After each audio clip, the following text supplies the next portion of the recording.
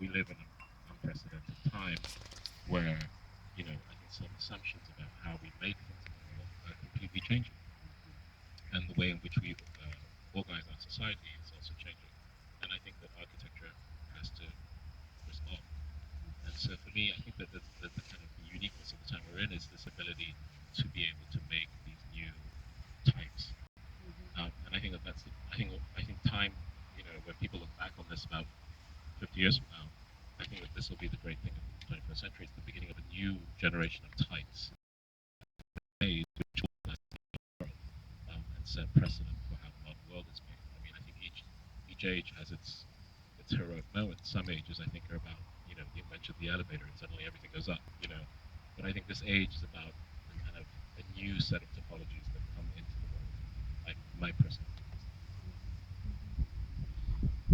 opinion. Is there a way that you can think about your work in relation to a style? Um, I I think that style has I think the 20th century has finished style. And I don't mean that style in the old sense of the word. I mean, style is always there, but I think that architectural style now is we live in a world where it's no longer I think acceptable in my sense of practice to practice a style. Um, I think that it requires much more, much more. I think I kind of for me a style kind of requires a kind of utopian world, and I don't see that utopia anywhere. So I think that it has to be constantly be questioned. But I think that at the beginning, I think sort of when the beginning of modernism, sort of 100 years ago, there was a sense that the modern world was a kind of utopia that we were moving into. So I think that it's no irony that there had to be a kind of totemic set of things that kind of signified modernity. But 100 years later, um, I think that we're clear what those things are. But what is very clear is our relationship to things, and our relationship to places, and our relationships to histories, and our relationships to ideas about the future. And I think that each one of those, what's kind of beautiful also working with people like, Oliver and all these people is you know, you learn about, you think that maybe moving, a couple of hundred meters means that you're probably in the same place, but actually you're in a very, very different place. So really, if you were to really observe very specifically every time you move, you're in a different condition. So in a way, if you're really good, you can actually invest in that particular moment a very particular set of things, which makes something, I mean, for me, in the end, makes sense of why you make something. Because in the end, to produce architecture just because you produce it is kind of irrelevant. It's got to be produced because it is about a particular set of things that are required, from the place and from the kind of questions that are being asked. I think in that you just referred to the learning that has come to you through collaboration with artists. And I think as a curator, what we think or know about the sort of way in which new art histories are written in this moment is a kind of learning through artists, right? Artists creating for us the sense of the sort of wider way of understanding their work. So most specifically, what have you learned from artists Yeah. that's in your work right I think the artists I most um, enjoy have just sort of instilled, have in their practice, and something that I've just been fascinated by, a continual sense of um, wonder about the world and wonder about situations. So I think the best of them are very fast to shift past what they do and to find new things, but to be as excited about the new things that they're learning about. Um, the best of them, I think, for me, have have kind of forced me to realize that, that statement that I made earlier, that actually, you, the moment you stop that observational, that relational power, that's the kind of moment where the creativity kind of, as it were, deflates almost. Your your your your creative awareness deflates when that engagement and that observation with the world reduces. And how you create that observation with the world is really your own personal thing. It's not just about sort of staring at the world, but it is a kind of finding a methodology in the engagement with the world which allows you to constantly be surprised and to produce from. Production is what we all terrified of not being able to make as creative people. So how to kind of constantly have the thing nourish you and for you to have a strong opinion is really the whole thing. I remember when we had the occasion to work together with Chris O'Feely on his Venice Biennale Pavilion. What was amazing to me about that is that the project had this incredible momentum, but yet a big series of unknowns. That is, Chris went into it with a definite vision about the work, what it was going to be thematically, how the paintings were going to come to be, and the entire environment. But it was really left to the sort of conversation between the two of you to create what became the complete environment that made that pavilion. Yeah. No, I think it was 2003, right? Three or Four. four. Four. Um, I think Chris is a painter, but actually, I think he's not really a painter. He's an incredible artist of our time. And and Chris understood that he wanted to create a paradigm, um, and in a way, he wanted to create. He said that what was interesting for him is that in a world that was becoming very saturated with a commercial um, narrative of how art should be perceived, he really wanted to return painting to an experience, to not just a kind of sensation and appreciation, but to an experience. So he opened up the possibility for the painting to be an idea, and that the idea could be translated either in theater or dance or architecture or anything else he chose. And it was really profound to me that he could actually just move the concept so easily and feel comfortable with how he would resolve it. So he had this beautiful idea of a kind of lush utopia um, that he would create, and it would be something where almost as though you entered um, you entered these environments, but they were almost like scenes in the paintings, almost like stage sets that were created. But the performance of the act just as you entered you just left. So you kind of were left with this residue of all this information, and you could put it together, but somehow the act it sort of just left, and you just so there you go. And it was really powerful. So how to kind of create that, and for me when we were working on that was how to create that without creating a kind of disnification of the idea, without creating almost an illustration, which would be just simply too simple, became the dialogue, and it was very powerful conversation, which led to Victor Miro, his dealer, having to kind of really be reactive in a way that pushed, I think, a dealer at that time to a very interesting limit. In the end, we created an extraordinary vault inside the British Pavilion, which required some of the best engineers in the world and reinforcing the entire pavilion with new foundations to create this effect of a sort of this kaleidoscope. This was, it's fantastic. But that really, as you said, echoed the work itself. So truly between you, a sort of manifestation of the work in the space, in the architecture as a whole. What are you working on now that's super exciting, interesting, perhaps secret that you can tell? The secret Not things I secret, can't tell. not secret. Okay, so not secret, Sadly. but what consuming in what it might be as it relates to your work? I think that obviously the project that is really, you know, is 2 years away from being made, but has other counterparts, is the National Museum of African American History project. That's the one I can really talk about. And that's a building which finally, after sort of 2 years of construction, people can sort of see happening on Washington. It's the last Smithsonian on the Washington Mall, and it completes the master plan of Washington was designed 200 years ago, and it's taken 200 years to build all the cultural infrastructure and institutions to complete, and this is the last site where there can be an institution. So it's a very charged site, and it completes a very important project about the identity of America.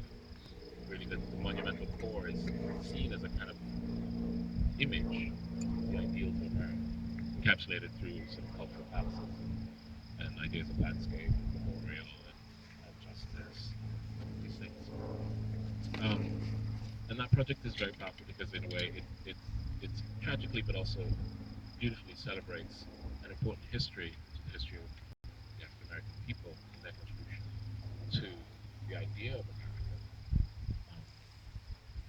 So in a way, it creates this moment at the end because it took so long to do, and it's the last one to have to deal with this issue. But by being the end, allows an opportunity to create how the novel ends, or how the novel gets kind of finished, and that's become very powerful, a powerful conversation as we've been sort of making this project. That actually all the chapters have been written, and then there's the last chapter, and it's like how do you end the story? Um, but also, what it's also unfolded is an awakening back in Africa of of this project, but also its relationship to Africa. Because in a way, there's been two kind of pieces of sort of tabula rasa. One in Africa, the kind of trauma of the slave trade, and the kind of desire to not really deal with it. Um, so there's a kind of memory erasure culturally, um, and then there's been a kind of trauma in America and the kind of world about dealing with the kind of effects of the slave trade through society and culture, and having to fight against it. And so there's kind of this very interesting moment, as Paul Gilroy say about the Black Atlantic, um, and this kind of very extraordinary kind of play that's happening in our time. But at the same time, we're sort of working on a project which has now just been given the go-ahead in Ghana. And Ghana had about 40, there are about 140 forts that were littered from Senegal all the way to Cameroon further south. And this is how extensive the slave trade was. It was a very profitable business. But some of the biggest forts were between Ivory Coast and Ghana. And Ghana had a lot of forts, about 40 of them, which were very, very because the coastline, it was the kind of easiest place to dock. It was so a lot of slaves came through that. About 16 to 20% of the slave trade came through Nigeria. I mean, the three big spots are Nigeria, Ghana, and Angola. That's what the data shows. But in Angola, the slaves weren't really the forts. It was difficult to go down, so they were actually marched up to West Africa and Angola. So the government of Ghana has finally realized that they need to negotiate this. And so they're now trying to activate a way in which they can kind of create an institution which will allow their citizens to also. So there's this kind of very interesting binary of these two institutions being made at this time, one in America and one back in Africa, to kind of deal with these. And for me as an architect, this is such a privilege to be working in. As an architect, one wants to always make work that is in society, relevant to society. So having to work in America is profound, but then having to work also in Africa almost at the same time has kind of created a very powerful energy in terms of thinking about the past and thinking about the future. And it's in a way forced me to really think about how work, how this work will kind of face the future, create a new audience, a new public around it to kind of, add another digit to that conversation about this Black Atlantic. And in some ways, is it also about bringing that conversation full circle? Because it seems to be talking about working on or with the continent now is about talking about the future of the continent, right? Not just the past and the history that's acknowledged, but the future that we hope will be um, a way to understand sort of a new pathway towards an understanding of African culture, African art, and African architecture, even, right? Absolutely, and sorry, there's a kind of there's an agency in the continent right now to create things. It's sort of just green shoots. It's starting, but there are these very important moments that seem to be leading the way, and it is about very much facing the future, and moving away from the past, which has been complex and so layered. And then part of the success of that is also to acknowledge this trajectory and to understand how it is impacting it. Because there's a kind of also a sort of myth with the continent as though somehow it disconnects from it, but it is as affected by it in the intellectual cavity that this thing created that has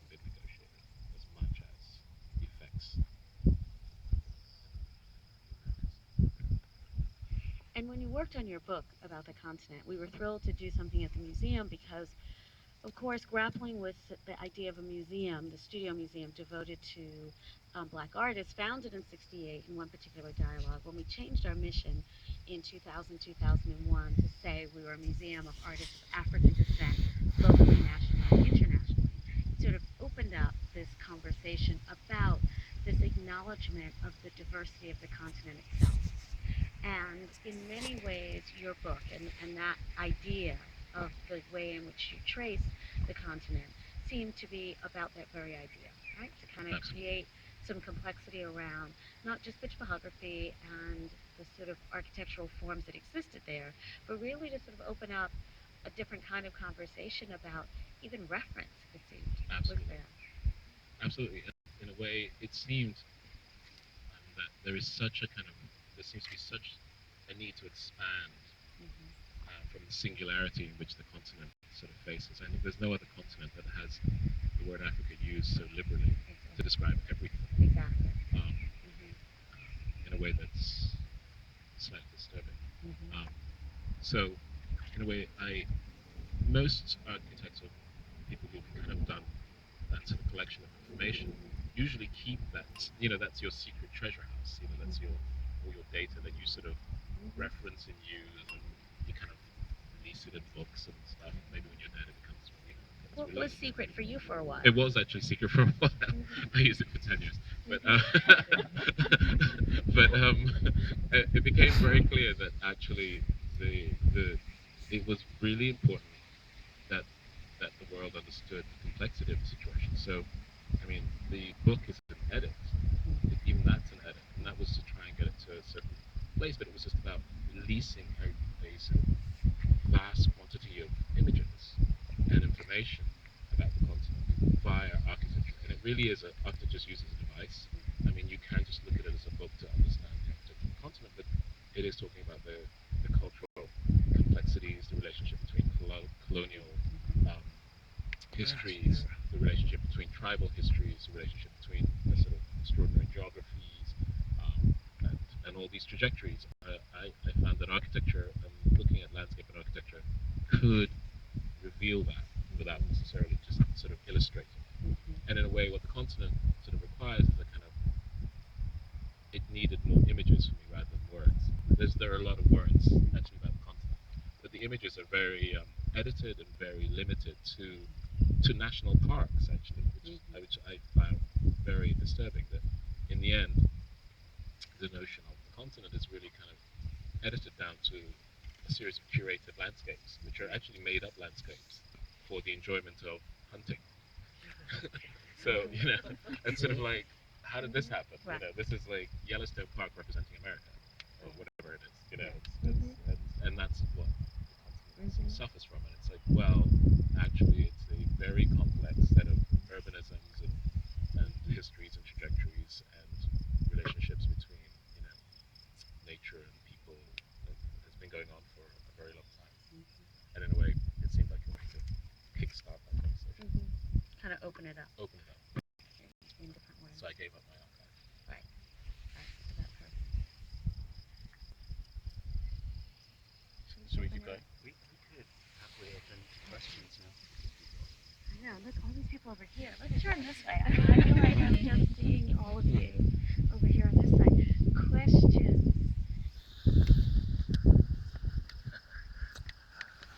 Maybe microphones.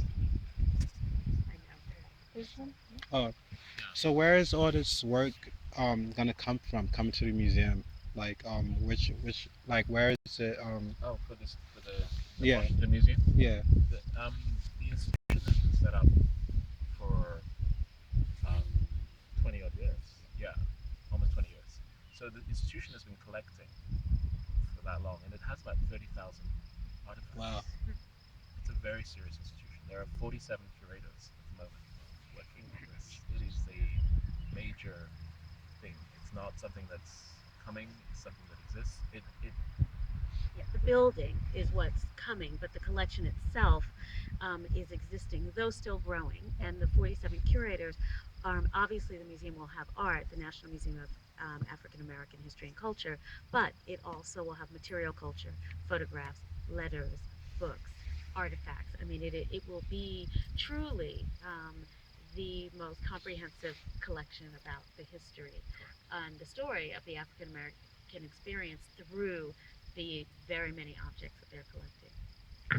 Awesome. And they've been going around. I mean, actually, the website's fascinating because they're actually some of this is happening in a kind of interesting crowdsourcing sort of way. So they've been traveling the country, also gathering stories and ideas as ways to hone in on the kinds of things that will be in the museum.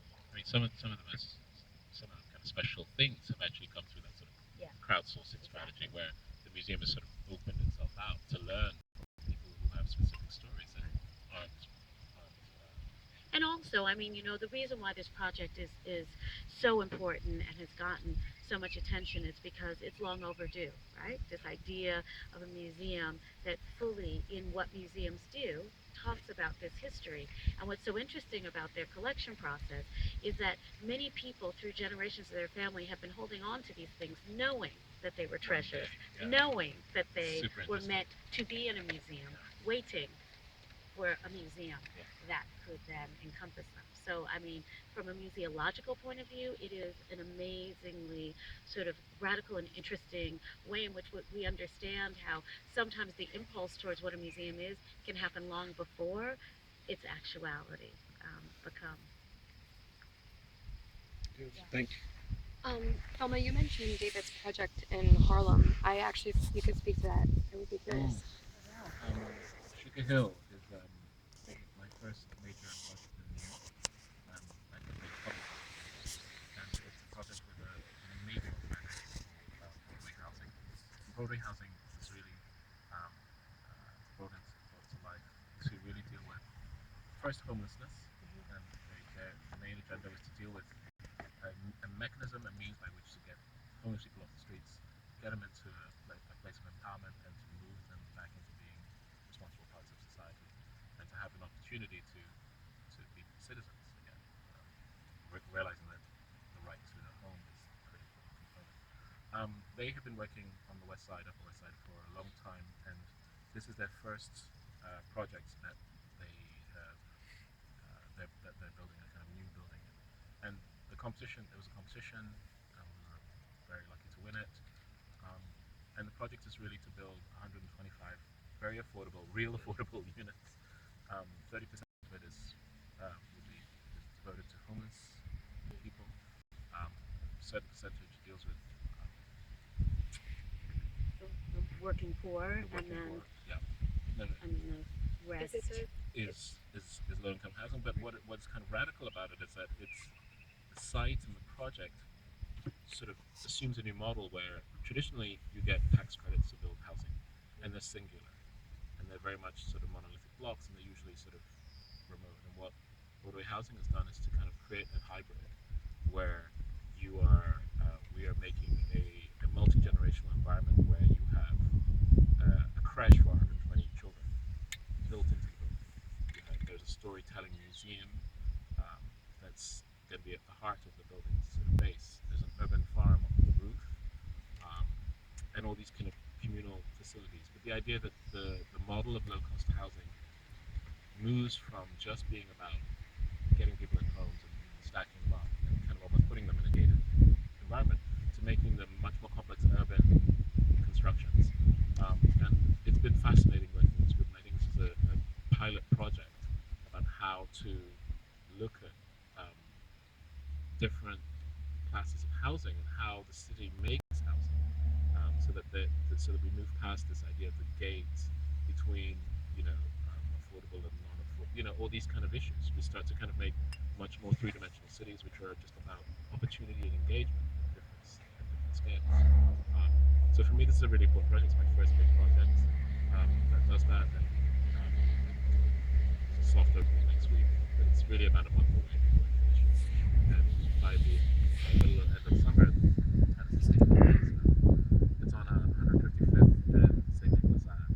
is that through Common Ground or I'm trying to what organization? Is that? Broadway housing. Broadway Broadway Housing. Housing, and it's Yeah. not through any other entity of the government or anything like that. Broadway housing. Just what's it list.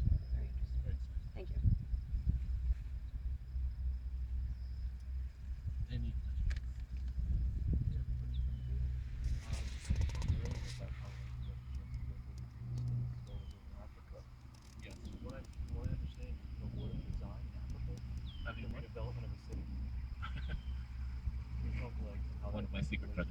Well, got leaked obviously on he the knows. internet. I Well, was it got gonna leaked say, on the obviously he internet. knows that it's not a secret. See, I didn't bring that up because I was in the category. Oh well. Yes. No, I am working on yeah. I'm working on it. I think Sad to what say. what one could say is that you are and Yes. you remain Yes. committed I'm to a kind of not just the sort of built environment, but this larger kind of planning planning. ideas Yeah. on the Let continent. me speak to that more specifically. I mean, in a way, through my research, what became very clear for me was that planning is a very important part of the way in which the continent modernizes Mhm. and creates, or rather creates its second modernity. The way the post-war, so the kind of beginning of statehood, sort of, separation from the colonial structure was the first modernity. They kind of dive into the sort of, and there's a kind of moment now where I think there's a discussion about that, a separate thing. But I think that what's kind of interesting is that there's been a residue of, of a lack of support, which has allowed cities to become a certain thing, and it's created certain patterns and instituted certain ways of looking at the continent that actually are not. They're really new models if you look at the way in which the continent is grown. So, as a kind of office, we've become very interested in how not planning in the old-fashioned sense of kind of saying, okay, here's a 75-year plan, but using what a sort of architectural planning almost, how you kind of create models that can start to kickstart ways of changing thinking about how you value the environment that you're making on the continent. So we're actually working on several cities. So is it like an idea of revitalization? Is it supposed to be like a sprawl where you talk about statehood It's and you're it's trying to exactly definable areas? exactly. So it's a way of kind of moving away from horizontality, like singularity, as a way of making density. To realize that that's actually not a kind of sustainable density, and so how to aggregate, but how to aggregate without, um, you know, acknowledging social and cultural and environmental patterns.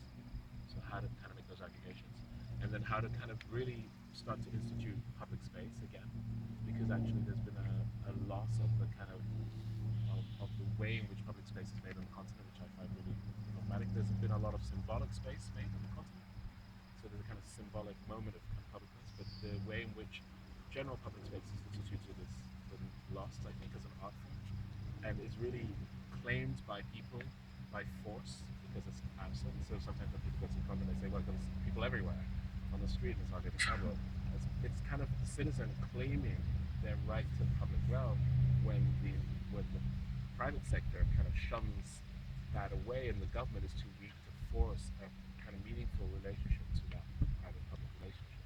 So it's about how to start changing as a model, because after about 30 years, that becomes a default way in which the commercial sector says they can gain success, because that's all they know.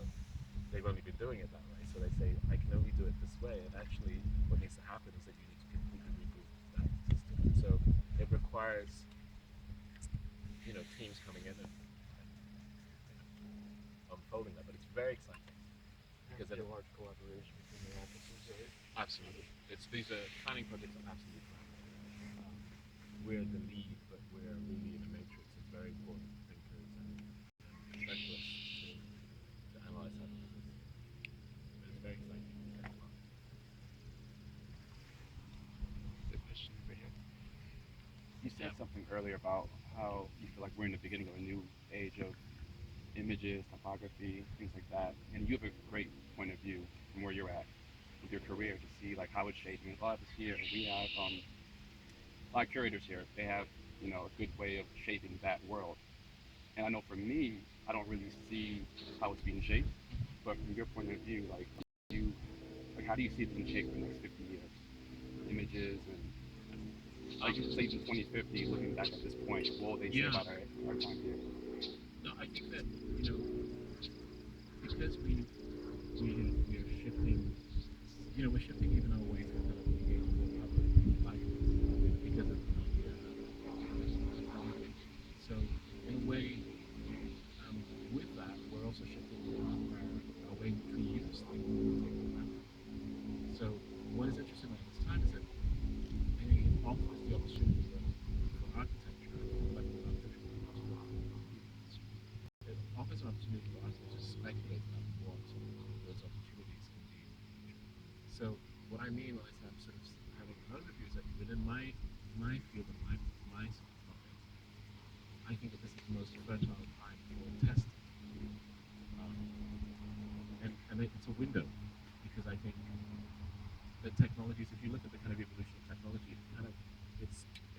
it's it changes society completely, and then it sort of levels, and then you come to another explosion, and we're sort of we're I don't know where we are. We're on the vertical of the explosion. We haven't even hit the top yet, so we're in the middle of the kind of change. And when that technology hits us like that, we change our world. It always changes. That's the history of the world. Um, so that's what I mean. That we're at that moment where we're kind of trying to explore those things and those references are going to be interesting. It doesn't mean all the experiments are going to be successful. Some of them are going to fail. But what's interesting is that they're going to be all these models about this new world we're coming into. And I think that, for me, is the most interesting thing about architecture right now, more than its formal issues or its technical issues or its craft issues.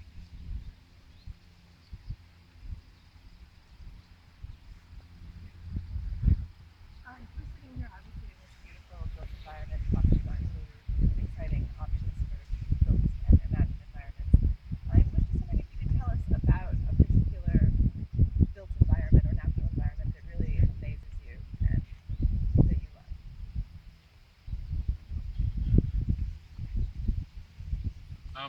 There are so many. I mean, I think I don't. That's a kind of like desert island just thing or whatever. Really working If you or can only old choose and one really book. working. Um, I would prefer to answer that by just talking about places where I don't think there's any one place that has the kind of perfect scenario for me because I think that we're just in that sort of time. But I am very taken by places that are able to engage um, and, and and and engage on many levels. Not necessarily, sometimes we think that just producing new shiny buildings means that something new is being made. It's actually usually very old-fashioned. The creation of like big shiny monuments doesn't necessarily mean you're making a modern world. Whereas the kind of way in which you open up and create new overlaps within planning and urbanism and re, restoration or rediscovering and reuse of urban environments are radical and actually show how certain models can become very dynamic moments that were not imagined before, like finding out that certain areas which are maybe built as very specific housing stock environments for different, opportunities for entrepreneurial kind of, uh, experimentation, etc. So these kind of moments for me are interesting. I mean, if I'm giving something about how I look at things, I'm looking for that way in which something that you don't expect somewhere happens and creates incredible opportunity and possibilities. So for me, actually, some of the most exciting things are actually um, the way in which past historical places are being regenerated, either and either the sort of by re-enhancing the kind of disunification of those models, or by actively kind of retooling them. And I find the retooling moments fascinating at their best. And yeah. We'll continue over a glass of wine. Well, my friend, this is great. One more, Sorry, John. sorry, after this. One can infer from the remarks that you're saying that you've done libraries and museums, and historically they've been very static type institutions. As we are now looking forward with all the media, um, phones and everything, it's a challenge how to get people to come into an institution Mhm. to see things when they can see and experience so many things with their own tools. Yeah, that's the biggest one. No, and I was going to say, I mean, that's not an architecture issue, that's an No, institution issue, yeah. right? Because, as institutions, we acknowledge that. And I think that our relevance is really created by our ability not just to acknowledge it, but to embrace it and to figure out how, with that embrace, we create physical spaces that allow for the idea that, yes, there's another way that people can do the things they might do without us there, but to create physical spaces where the engagement, the environment allow for a kind of inspiration and being in the space with other people in ways that becomes even more of an important experience to have than what can come in the digital space. It's not an either or, and I think you will find a lot of people in the museum world or the library world who are conflicted about this, right? And our conflict probably comes out in the ways in which it seems that there's sometimes some ambiguity in our approach to sort of acknowledging that the world has changed. But on the other hand, I think what we know, and we know this statistically, but we also know it intuitively, that even with all of that, there still is something about the experience in real time, in live time, of being in a physical space that people want to have. And as museums or libraries or other kinds of cultural institutions, even performing arts institutions, we have to continue to sort of innovate the ways in which we present that live experience so that it becomes more compelling than perhaps what can happen in this other space. So for me, it's not a question of architecture. Now, sometimes there are architectural answers to that, right?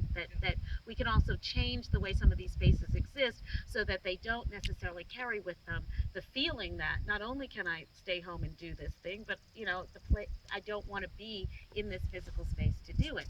And I do think architecture has solve that in some ways. I think certainly David has created spaces. His libraries are a perfect example of what, when you go to the idea stores, you see what happens in communities, multi-ethnic communities, communities of people, multi-class, where the library becomes basically the town square, where one is going to engage with something as prosaic as just getting information in a very basic way, to multi-language classes, to youth groups, to all sorts of activity that's happening in the space, and that becomes how people understand what the library is. And I think in DC, my experience in going into the DC libraries has been the same, right? That they function in ways that we might have thought of other kinds of institutions functioning in the past, but the library and my hope is for the kind of museum that I currently am running and continue to hope to innovate is that museums can be that way as well. Thank you very much.